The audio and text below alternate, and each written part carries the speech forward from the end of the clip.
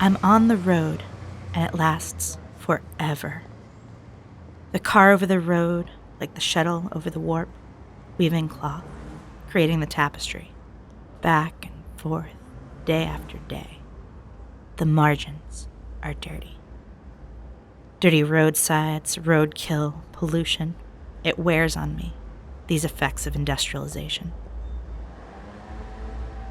The first place you encounter the water, it is constrained. The way you cross into the place field, there's this sense of trespass. I hear the roar of the river. I lie down in the grass, and dozens on dozens of bees dot the dandelions on the otherwise maintained lawn. Bees communicate in quantum patterns. Grackles dance their way along the shore, dipping in and out of the water, catching fry. The water out beyond them churns an ancient tempo, the platonic river, the heartbeat of the living place. I feel distinct in my body, in the exuberant expression of it, the joyful phenomenology of this warm animal.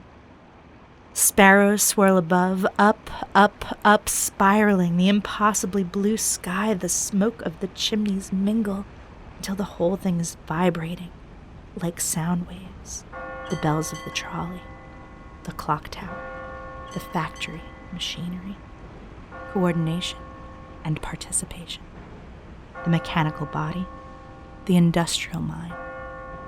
The wave exists, the particle is observed. It's quiet.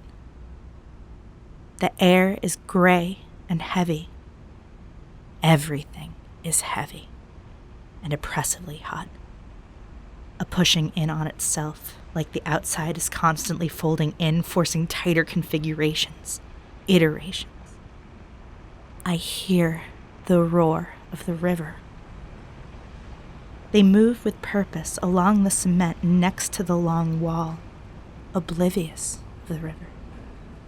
All of life feels squeezed in, enclosed. The buildings loom, brick window eyes empty, staring out into the street. Worn brick, standardized human units. The pace of the way it moves me in time. We've walked this way before.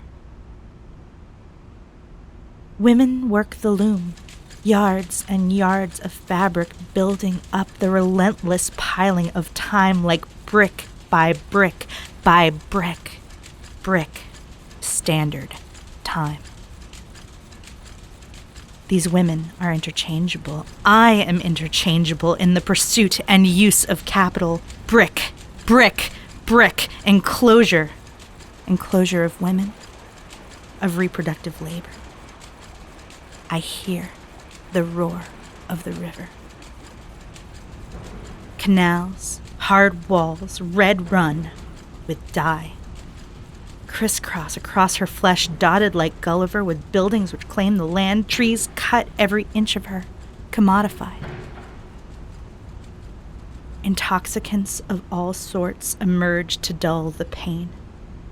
They sell it to you, sell back to you what they took, and it all wraps around each other.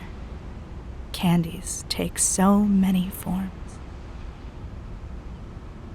They tendril around me, and I feel it in my body, as the countless women who have lived and worked, produced and reproduced here felt it in theirs.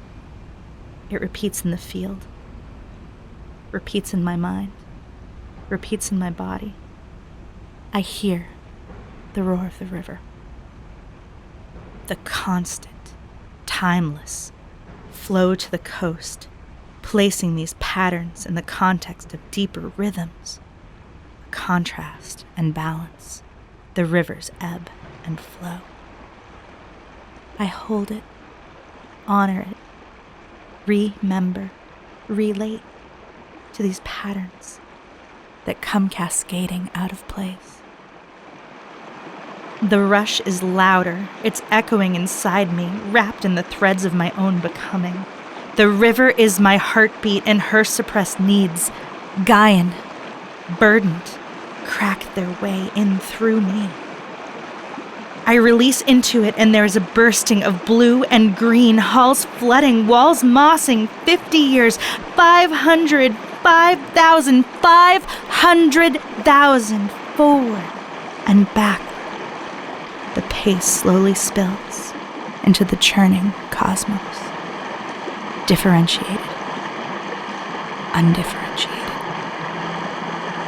The quantum superposition reflects its own potential.